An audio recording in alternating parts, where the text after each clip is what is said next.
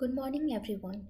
Today we will discuss about examples related to definition of rank of a matrix, various methods to determine rank of a matrix, elementary operation, elementary row and column operation, and types of elementary row and column operation with examples. First example है हमारे पास, हमें show करना है कि कोई भी skew symmetric matrix लो आप, उसका रैंक कभी भी 1 नहीं हो सकता, no matter what's its order. तो हम क्या करेंगे, इसके लिए पहले हम देख लेते हैं स्क्यू सिमेट्रिक मैट्रिक्स क्या होती हैं, उसके बाद देखते हैं कि उसका रैंक 1 पॉसिबल क्यों नहीं है। तो आप किसी एक मैट्रिक्स को स्क्यू सिमेट्रिक मैट्रिक्स कब कहते हो, when A equals to minus A transpose, इस टाइप की हम मैट्रिक्स को बोलते हैं स्क्यू सिमेट्रिक मैट्रिक्स। तो अगर हम कोई जर्नल मैट्रिक्स ले लें ऑफ ऑर्डर m/n, तो हम इसको रिप्रेजेंट कैसे करते हैं, एक्सपेंड करके अगर हम लिखें, first element a11, a12, a13 first row, last element a1n second row, a21, a22, a23 and last a2n। अगर हम mth रो लिखेंगे am1, am2, am3 and last amn और ऑर्डर है m/n। तो अब यहाँ से A ट्रांसपोज कैलकुलेट कर लेते हैं। A ट्रांसपोज का मतलब, ट्रांसपोज में आप क्या करते हो, रो को कॉलम में चेंज कर देते हो या फिर कॉलम को रो में चेंज कर देते हो। तो यहाँ पे हमारे पास ये फर्स्ट रो है, इसको फर्स्ट कॉलम में चेंज कर देते हैं, a11, a12, a13, a1n। ये सेकेंड रो है, सेकेंड रो को सेकेंड कॉलम में चेंज कर देते हैं, a21, a22, a23 and a2n।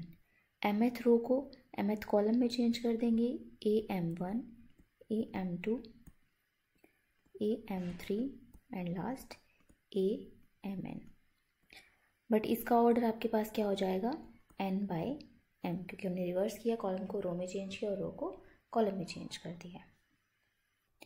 अगर हमें किसी दो मैट्रिक्स को इक्वल मैट्रिक्स कब बोलते हैं, A इक्वल्स टू आपके पास B कब होगा, फर्स्ट कंडीशन होनी चाहिए दोनों का आपके पास ऑर्डर है वो सेम होना चाहिए, A और B का ऑर्डर सेम होना चाहिए, और सेकेंड कंडीशन है जो इनके कॉरस्पॉन्डिंग एलिमेंट्स हैं वो भी सेम होने चाहिए।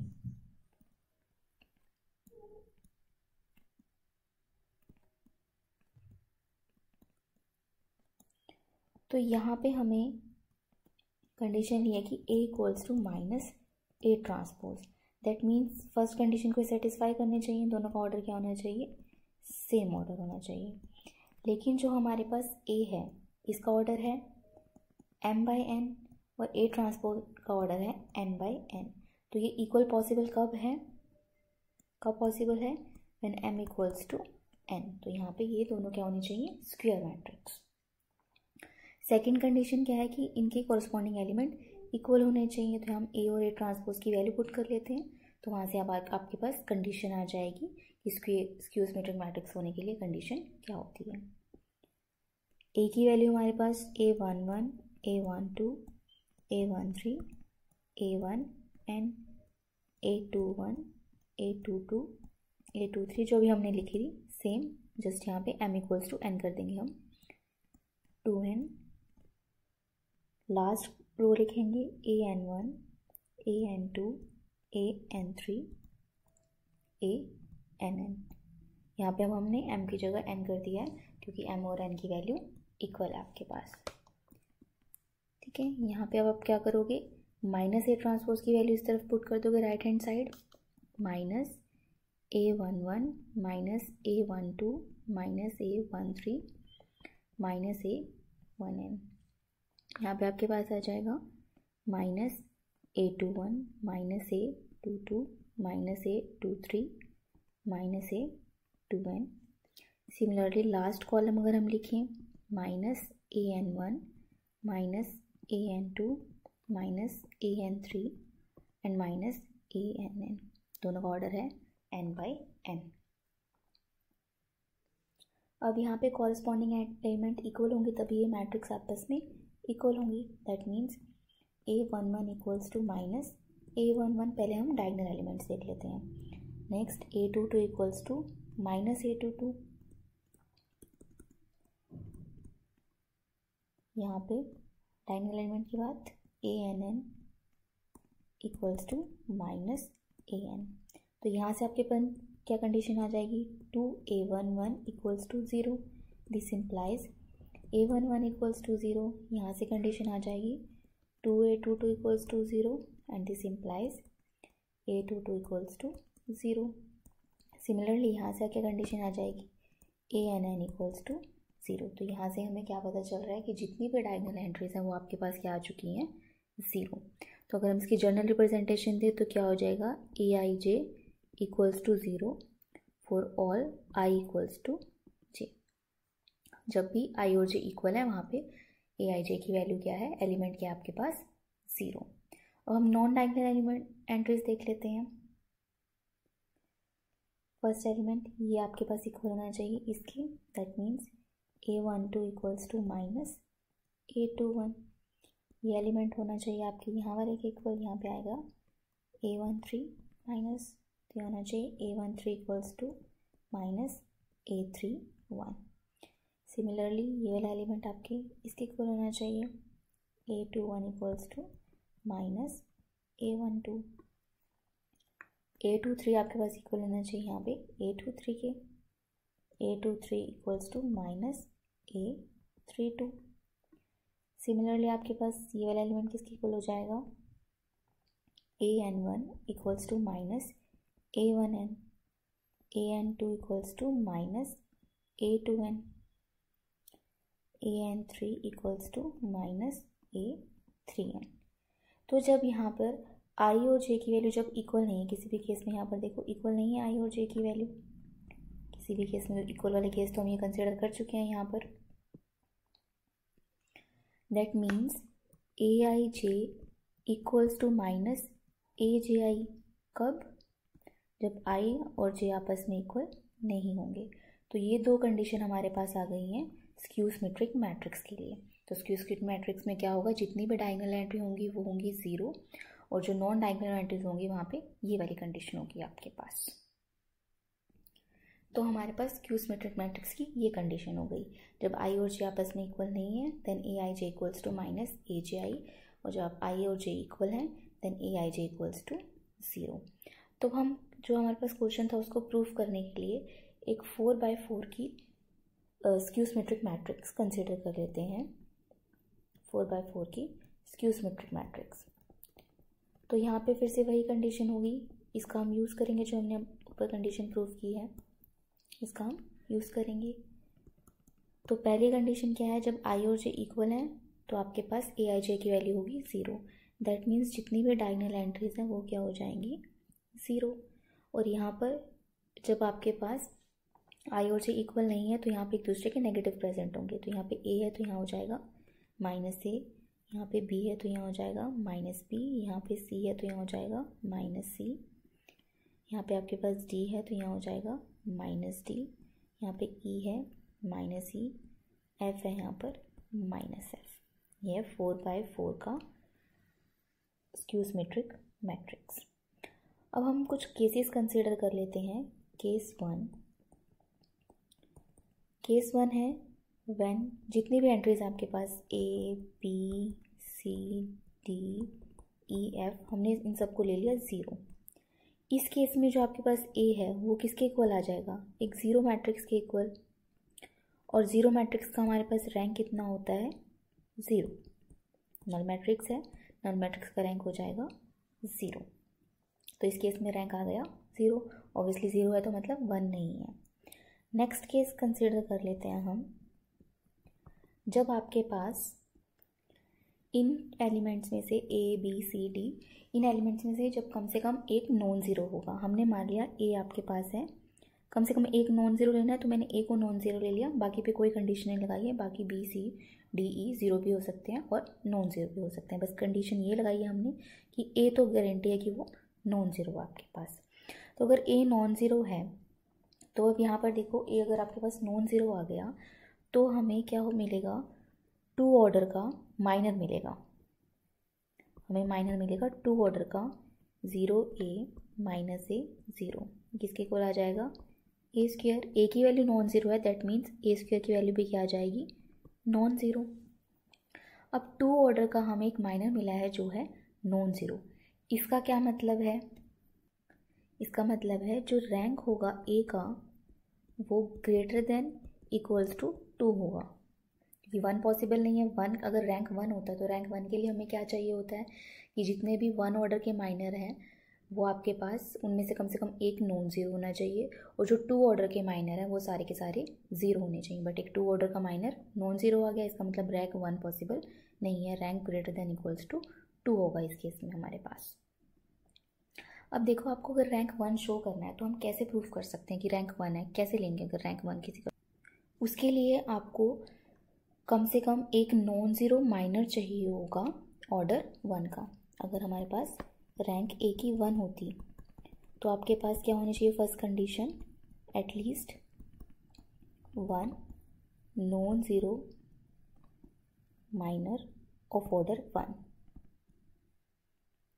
ऑर्डर 1 के एक नॉन ज़ीरो माइनर होना चाहिए। यहाँ पे माइनर देख लो कौन कौन से हैं ऑर्डर 1 के, कौन कौन से पॉसिबल हैं। पहला आपके पास हो जाएगा 0, next A B C D E and so on.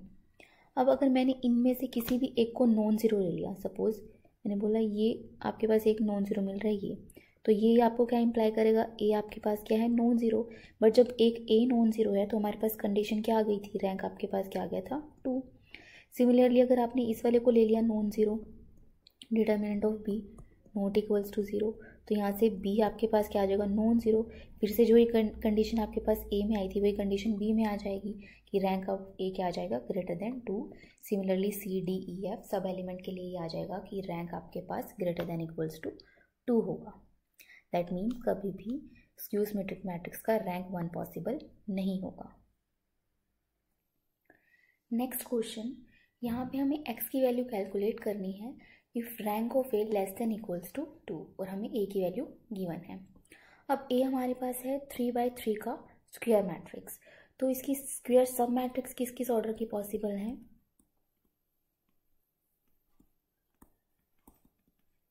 3/3 order की होगी, 2/2 ऑर्डर की होगी एंड 1/1 की ऑर्डर की होगी। दैट मीन्स जो माइनर का ऑर्डर है वो किस ऑर्डर का होगा, 3 order, 2 order, 1 order. And this implies जो रैंक है ए का वो क्या हो सकता है 3, 2 या 1। बट जो हमें गिवन है rank of A less than equals to 2, that means rank of A not equals to 3, और रैंक ए का 3 कब पॉसिबल नहीं होगा, कब रिजेक्शन हुई होगी, when minor of order 3 equals to 0।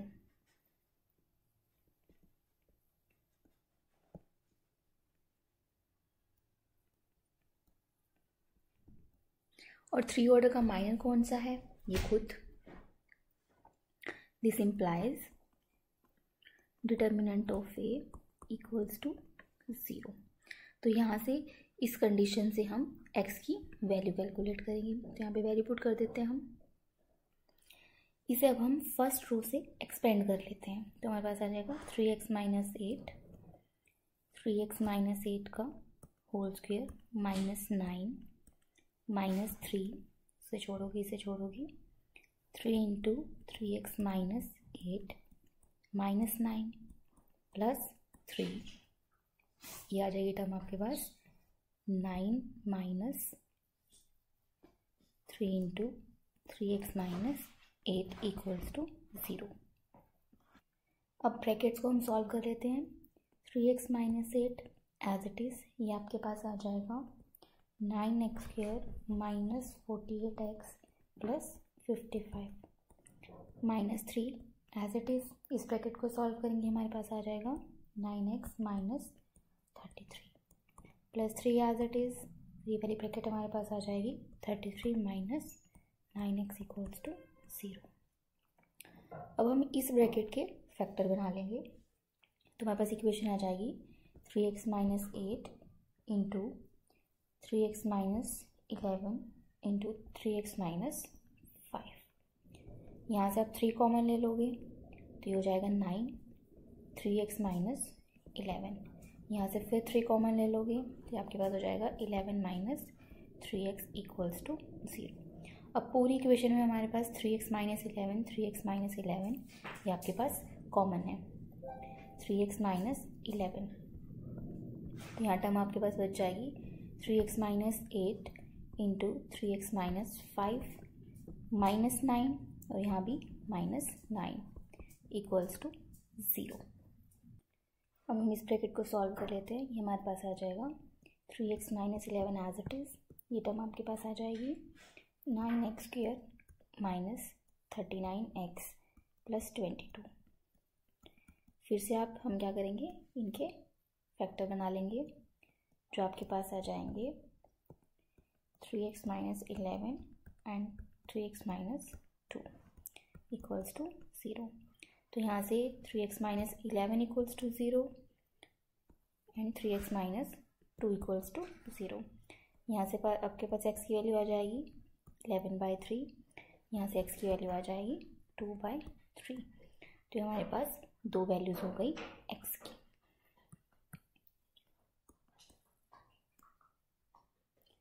Next example, हमें एक मैट्रिक्स गिवन है, हमें P और Q पे कंडीशन निकालनी है कि इस गिवन मैट्रिक्स का रैंक 3 से कम हो जाए। तो हमारे पास ये मैट्रिक्स है, हमने इसको कंसिडर कर लिया A। इसका ऑर्डर है 4 रोज एंड 3 कॉलम, 4/3। तो यहाँ से आप स्क्वायर मैट्रिक्स किस ऑर्डर की फाइंड कर सकते हो, स्क्वायर सब मैट्रिक्स हमारे पास हो जाएंगी 3/3 ऑर्डर की, 2/2 ऑर्डर की एंड 1/1 ऑर्डर की। दैट मीन्स जो माइनर है उनका ऑर्डर भी आपके पास क्या होगा, 3 ऑर्डर, 2 ऑर्डर, 1 ऑर्डर, और जो ऑर्डर माइनर का होता है वही आपके पास रैंक होगा। दैट मीन्स रैंक की क्या पॉसिबल वैल्यूज़ हैं, 3, 2, 1। बट हमें गिवन है जो रैंक है ए का वो लेस देन 3 होना चाहिए। दिस इम्प्लाइज ऑब्वियसली कि रैंक 3 का ए का 3 के इक्वल नहीं हो सकता। अब रैंक ए का 3 के इक्वल कब नहीं हुआ होगा, when every minor of order 3 is 0। जब हर एक माइनर ऑर्डर 3 का आपके पास 0 हो गया होगा। तो हम इस केस में इसके माइनर फाइंड कर लेते हैं और उनको हम 0 के इक्वल, तो इसके माइनर कैलकुलेट करेंगे। फर्स्ट माइनर अगर हम रो 3 को स्किप कर दें तो हमारे पास जो माइनर हो जाएगा दैट इज 1 0 0 0 p माइनस 2 2 0 0 3। इसकी वैल्यू आपके पास 0 के इक्वल। सेकंड माइनर अगर हम सेकंड रो को स्किप कर दें तो हमारे पास हो जाएगी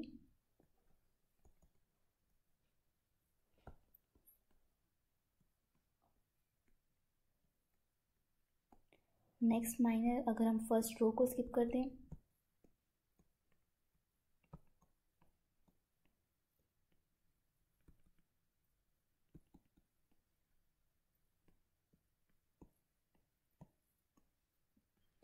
एंड माइनर फोर्थ आप लास्ट रो को स्किप कर दो। 1 0 0 0 p minus 2 2 0 q minus 1 and p plus 2। इन सब को हम 0 के इक्वल लेंगे और फिर कंडीशंस फाइंड करेंगे कि p और p क्यू पे क्या कंडीशन है। तो सबसे पहले माइनर 1 आपके पास है 0, तो आप इसको सॉल्व करोगे तो यहाँ से आपके पास क्या आ जाएगा 3 into p minus 2 equals to 0। तो यहाँ से p की वैल्यू आपके पास आ गई 2। सिमिलरली हम माइनर 2 को सॉल्व करेंगे तो आपके पास क्या आ जाएगा 3 into q minus 1 equals to 0। This implies q equals to 1। तो हमारे पास q की वैल्यू यहाँ से 1 आ गई। और पी की वैल्यू यहाँ से 2 आ गई। -3 को अगर हम सॉल्व करें तो हमारे पास क्या कंडीशन आएगी, इससे आपके पास कोई कंडीशन नहीं आ रही, इसका डायरेक्ट डिटर्मिनेंट आप कैलकुलेट करोगे तो वो 0 ही आ रहा है हमारे पास। फोर्थ माइनर से हमारे पास कंडीशन आएगी p-2 into p+2 -2 q-1 equals to 0। तो अब फर्दर इसको सॉल्व करोगे हो जाएगा p² -4 -2q + 2 इक्वल्स टू 0। तो यहाँ से आ जाएगा p² -2q -2 इक्वल्स टू 0। तो हम चेक करते हैं जो हमने p और q की वैल्यू कैलकुलेट की है क्या वो इस इक्वेशन को सेटिस्फाई कर रही है। यहाँ पे अगर हम p की वैल्यू पुट करें 2 और q की वैल्यू पुट करें 1 तो आपके पास क्या आ जाएगा 4 -2 दैट इज इक्वल्स टू 0। तो जो हमने p और q की वैल्यू कैलकुलेट की है वो भी इस इक्वेशन को सेटिस्फाई कर रही है। तो हमारे पास यहाँ से 2 कंडीशन आ गई कि q की वैल्यू होनी चाहिए 1 एंड p की वैल्यू होनी चाहिए 2। अब हम a में p और q की वैल्यू पुट कर देंगे तो हमारे पास a की वैल्यू आ जाएगी 1 0 0 0 0 0 0 0 0 2, ये आपके पास आ जाएगा 4 एंड 3। तो हमने ये p और q की कैसी वैल्यू ली है कि जो आपके पास रैंक है a का वो <3 होना चाहिए, और <3 में आपके पास कौन कौन सी वैल्यू आ रही थी कि रैंक आपके पास a का हो सकता है 2 या फिर 1। तो अब हम ऑब्वियसली 3 तो हमने कंडीशन ऐसी फाइंड किया कि 3 नहीं हो सकता, <3 होना चाहिए। तो हम रैंक 2 चेक करेंगे क्या इस a मैट्रिक्स का रैंक 2 है। अगर इस मैट्रिक्स का रैंक 2 है तो हमारे पास क्या कंडीशन होनी चाहिए, जो हर एक माइनर है ऑर्डर 3 का वो आपके पास क्या होना चाहिए 0। और वो कंडीशन ही आपने ऐसी ली है, p और q की वैल्यू ही हमने ऐसे चूज़ की है कि कंडीशन आपके पास सेटिस्फाई हो रही है। सेकंड हमारे पास क्या होना चाहिए at least 1 non zero minor of order 1, sorry of order 2, हमें 2 ऑर्डर का एक नॉन ज़ीरो माइनर मिलना चाहिए। तो चेक करेंगे कि हमें 2 ऑर्डर का नॉन ज़ीरो माइनर मिल रहा है। हमें सिर्फ एक की ज़रूरत है तो हमें मिल रहा है 1 0 0 2। यहाँ से अगर हम इसे ये हमारे पास है, अगर हम सेकंड कॉलम और थर्ड और फोर्थ रो को छोड़ देंगे तो हमें ये माइनर मिलेगा जो है 2 के इक्वल, वो जो 2 ऑब्वियसली 0 के इक्वल नहीं है। तो हमें 2 ऑर्डर का एक नॉन ज़ीरो माइनर मिल गया, और 3 ऑर्डर के जितने भी माइनर है वो आपके पास क्या है 0। दैट मीन्स इस गिवन मैट्रिक्स का रैंक आपके पास क्या हो गया 2।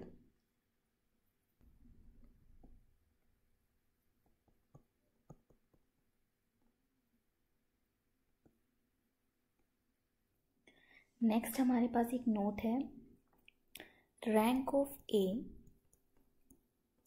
<= मिनिमम ऑफ m(n), जहाँ पे m आपके पास रिप्रेजेंट कर रहा है नंबर ऑफ रोज ऑफ ए, और b आपके पास n आपके पास रिप्रेजेंट कर रहा है नंबर ऑफ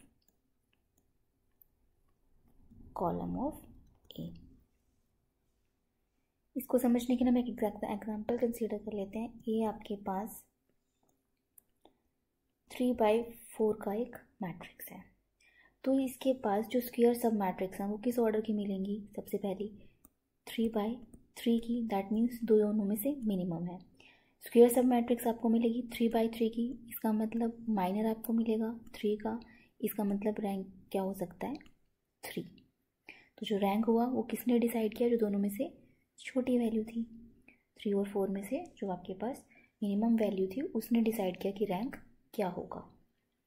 सपोज बी एक मैट्रिक्स है जिसका ऑर्डर है 6 × 2। अब आपके पास जो सबसे पहली स्क्वायर सब मैट्रिक्स मिलेगी आपको वो किस ऑर्डर की मिलेगी, ऑब्वियसली 6/6 की नहीं मिलेगी, 5/5 की भी नहीं मिलेगी, क्योंकि यहाँ पे कॉलम आपके पास क्या है 2। तो सबसे पहले आपको मिलेगी 2/2 की, दैट मीन्स माइनर किस ऑर्डर का होगा आपके पास 2 का, और इसका मतलब रैंक भी किस ऑर्डर, रैंक का ऑर्डर क्या, रैंक क्या होगा 2।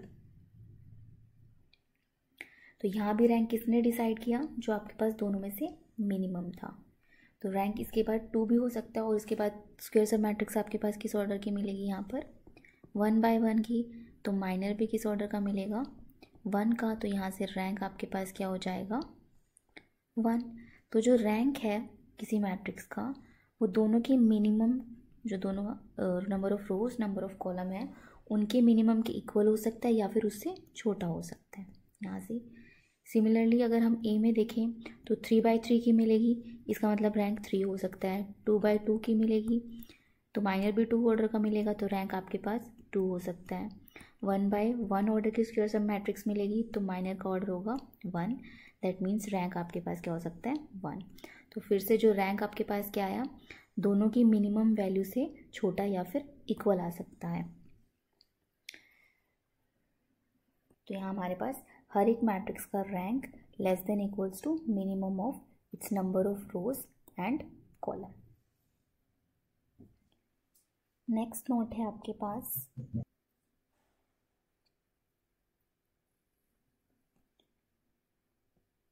अगर आपके पास a non singular square matrix है,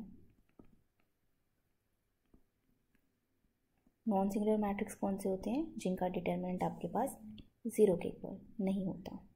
non singular that means determinant of A not equals to 0। अब ए हमारे पास क्या है, नॉन सिंगुलर भी है और डिटर्मिनेंट स्क्वायर भी है। तो अगर हम इसका रैंक फाइंड करना चाहें, हम ले लिए सपोज उसका ऑर्डर n है, ऑफ ऑर्डर n। तो जब हम इसका रैंक कैलकुलेट करेंगे तो सबसे पहले आपको स्क्वायर सब मैट्रिक्स किस ऑर्डर की मिलेगी, n बाई n की। तो n बाई n की मिलेगी तो उसके बाद हम क्या चेक करते हैं कि n बाई n का हमारे जो ऑर्डर का माइनर है वो आपके पास नॉन ज़ीरो होना चाहिए, और वो हमें गिवन है। n बाई n का जो माइनर है वो कौन होगा, ये खुद होगा, और वो आपके पास क्या है, नॉन ज़ीरो। दैट मीन्स इसने फर्स्ट कंडीशन सेटिस्फाई कर दी, हमें n ऑर्डर का माइनर मिल गया है नॉन ज़ीरो। और जो n+1 ऑर्डर के माइनर होंगे अगर वो एग्जिस्ट करते हैं तो वो 0 होने चाहिए, बट यहाँ पे n+1 ऑर्डर के माइनर एग्जिस्ट ही नहीं करेंगे, तो हम सेकंड कंडीशन चेक नहीं करेंगे। This implies rank of A equals to order of A that is equals to n। तो अगर आपके पास a non singular matrix square matrix है ऑफ ऑर्डर n, तो उसका रैंक भी आपके पास हो जाएगा n। हमारे पास 4 मेथड होते हैं डिटरमाइन करने के लिए रैंक ऑफ द मैट्रिक्स। सबसे पहला मेथड होता है by definition of rank of a matrix. Rank of matrix की डेफिनेशन से, जो हम अभी तक करते आ रहे हैं डिस्कस, वही ये वो वाला मेथड है जो हमने अभी डिस्कस कर लिया है कि जो भी हम रैंक फाइंड कर रहे हैं वो हम उसकी डेफिनेशन से फाइंड कर रहे हैं। नेक्स्ट हमारे पास मेथड होता है बाय एक्लन फॉर्म, ये हम नेक्स्ट डिस्कस करेंगे, एक्लन फॉर्म। थर्ड है आपके पास by normal form, and fourth one is by PAQ form. ये सारे मेथड हम फर्दर लेक्चर में डिटेल में डिस्कस करेंगे। हम बाय डेफिनेशन सॉल्व कर चुके हैं रैंक ऑफ अ मैट्रिक्स, अब नेक्स्ट हम करेंगे by echelon form and then by normal form and at last by PAQ form. Next है हमारे पास एलिमेंट्री ऑपरेशन। एलिमेंट्री ऑपरेशन हमारे पास ऐसे ऑपरेशन होते हैं जिनको लगाने से आपके पास रैंक पर कोई फ़र्क नहीं पड़ता। That means elementary operation are those operations which do not affect और चेंज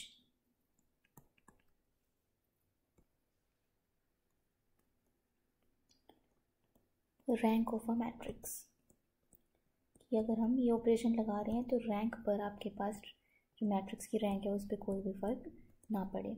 अगर ये हमने ऑपरेशन रो पर लगाया है तो हम इसे बोलते हैं एलिमेंट्री रो ऑपरेशन। अगर आपने रो पे ऑपरेशन लगा दिया तो हो जाएगा एलिमेंट्री रो ऑपरेशन। अगर हमने इसे कॉलम पर लगाया है तो आपके पास हो जाएगा elementary column operation.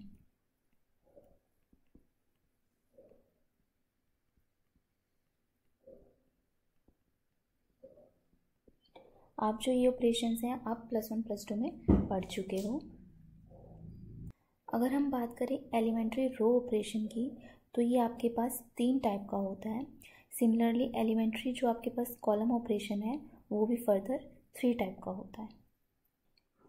First elementary रो ऑपरेशन है आपके पास interchange of any 2 distinct rows of a matrix, कि आपने एक मैट्रिक्स ली, उसकी किसी भी 2 रो को इंटरचेंज कर दिया, मतलब फर्स्ट रो को सेकंड रो में चेंज कर दिया, दोनों को आपने इंटरचेंज कर दिया, सेकंड को फर्स्ट में, कोई भी रो आप कंसीडर कर सकते हो। तो हम इसकी रिप्रेजेंटेशन देते हैं RI RJ, मतलब जो ith रो थी वो अब आपके पास jth रो बन जाएगी, और जो jth रो थी वो आपके पास ith रो बन जाएगी, इंटरचेंज हो गया। या फिर आप इसकी रिप्रेजेंटेशन ऐसे भी दे सकते हो RIJ, दोनों का सेम मीनिंग है। फॉर एग्जाम्पल अगर आपके पास A मैट्रिक्स है 1 2 3, अगर हम इस पे ऑपरेशन लगाएं, हमने रो 1 को इंटरचेंज कर दिया विथ रो 3, तो आपके पास क्या होगा, जो आपके पास रो 3 थी वो आपके पास रो 1 बन जाएगी, और जो रो 1 है वो आपके पास रो 3 बन जाएगी। तो ये ऑपरेशन लगाने के बाद हमें एक नई मैट्रिक्स मिलेगी, जिसका हमने नाम दिया B। वो आपके पास क्या होगी 0 0 0, second row as it is, उसमें हमने कोई ऑपरेशन नहीं लगाया, फर्स्ट और थर्ड को इंटरचेंज किया, तो आपके पास हो जाएगी 1 2 3। नेक्स्ट है हमारे पास multiplication of any row by a non zero element, कि आपने कोई भी एक रो ली और उसको किसी एक नॉन ज़ीरो एलिमेंट से मल्टीप्लाई कर दिया, तो ये भी आपके पास एक एलिमेंट्री रो ऑपरेशन होता है। इसको हम रिप्रेजेंट करते हैं कि ith रो को आपने मल्टीप्लाई कर दिया है k से, जहाँ पे आपके पास k क्या होना चाहिए, एक नॉन ज़ीरो एलिमेंट होना चाहिए। या फिर हम इसे ऐसे भी रिप्रेजेंट करते हैं RIK, दैट मीन्स कि आपने ith रो को k से मल्टीप्लाई किया। बस कंडीशन आपके पास क्या होनी चाहिए, k जो आपके पास नॉन ज़ीरो क्वांटिटी होनी चाहिए। फॉर एग्जाम्पल हमने a कंसीडर कर लिया है 1 2 3 0 1 2, इस पे हमने ऑपरेशन लगाया, रो 2 को हमने मल्टीप्लाई करवाया 3 से, रो 2 को हमने एक नॉन ज़ीरो एलिमेंट से मल्टीप्लाई करवाया, तो हमारे पास एक जो मैट्रिक्स आएगी वो आपके पास क्या हो जाएगी, first row as it is, उस पर कोई ऑपरेशन नहीं लगा, third row as it is, वहाँ पे कोई ऑपरेशन नहीं लगा, सेकंड रो में हमने क्या किया, उसको 3 से मल्टीप्लाई कर दिया, तो 2 इंटू 3 आपके पास हो जाएगा 6, 1 इंटू 3 आपके पास हो जाएगा 3, एंड 1 इंटू 3 3। तो ये ऑपरेशन लगाने के पास आपको ये B मैट्रिक्स मिल जाएगी। नेक्स्ट हमारे पास ऑपरेशन है थर्ड ऑपरेशन, इसमें हम क्या करते हैं, एक रो में दूसरी रो का एक स्केलर मल्टीपल ऐड कर देते हैं।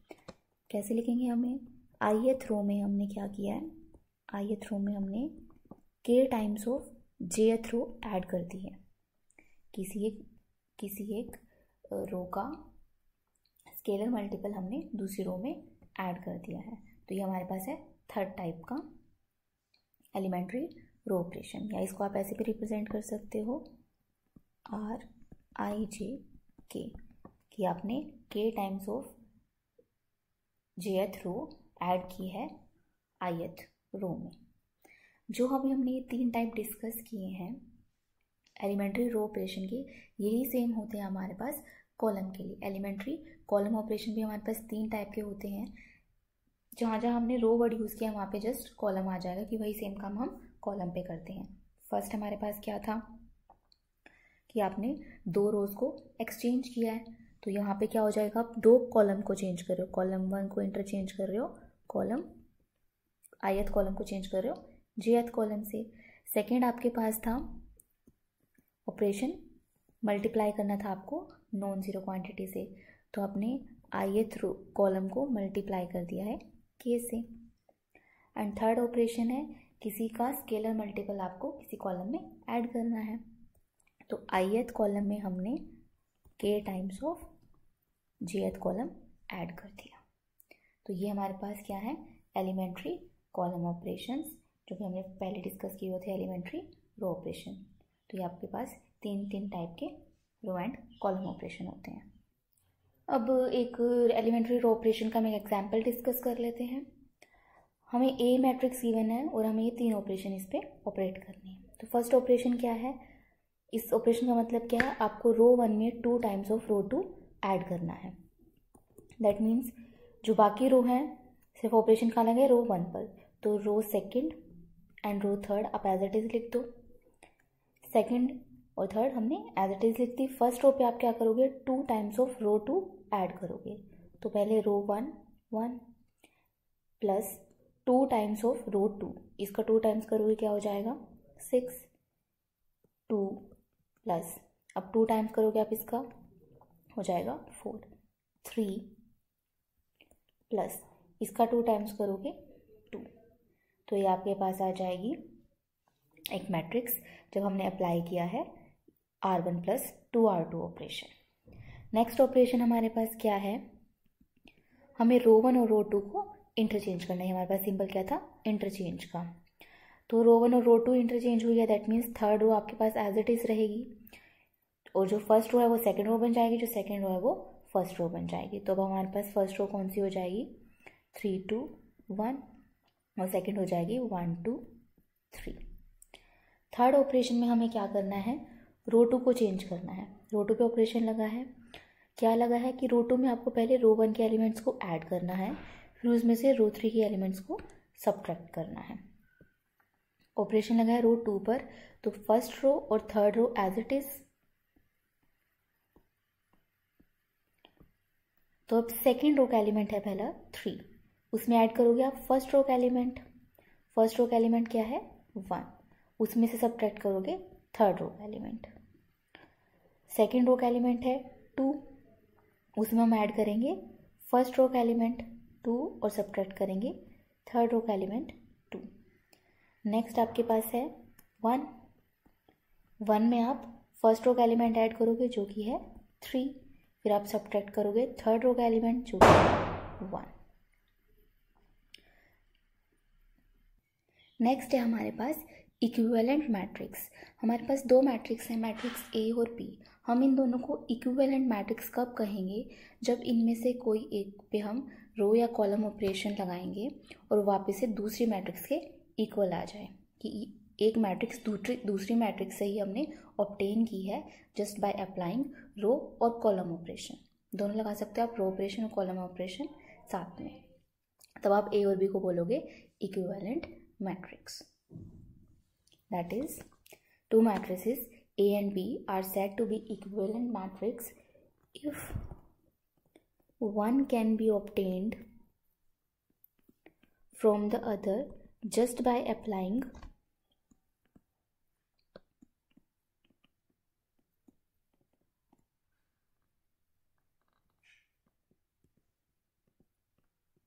elementary row or column operations.